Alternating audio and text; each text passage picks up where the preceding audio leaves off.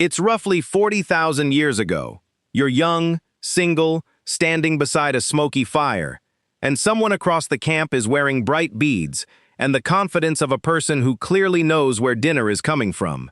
No mirror, no perfume, no dating app asking you to tell us something interesting about yourself.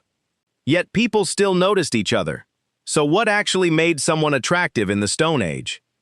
Forget the idea that prehistoric humans were too busy surviving to care about appearance. Survival mattered.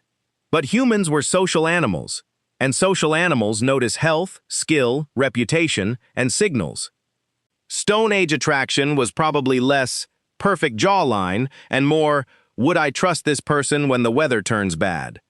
At Blombos Cave in South Africa, archaeologists found an ochre processing toolkit dating to roughly 100,000 years ago, plus perforated nacreous shell beads from layers around 77,000 years old.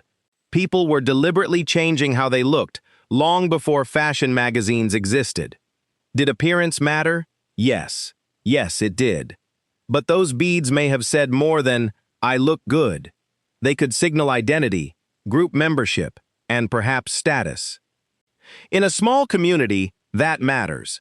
Prehistoric jewelry may have worked like a profile badge, except nobody could hide behind a photo from 6 years ago. Now jump to Upper Paleolithic Europe. At Sunghir Cave in Poland, an ivory pendant has been dated to about 41,500 years ago. At Sunghir, in present-day Russia, a burial from roughly 34,000 years ago included an adult associated with around 3,000 mammoth ivory beads. 3,000. Somewhere in the Ice Age, somebody spent an absurd amount of time making accessories. Complicated ornaments required skill, materials, time, and social connections. Wearing them could show that you belonged to a group, had access to valued resources, or had people willing to invest effort in you. Charles Darwin, writing about sexual selection in The Descent of Man in 1871, would probably have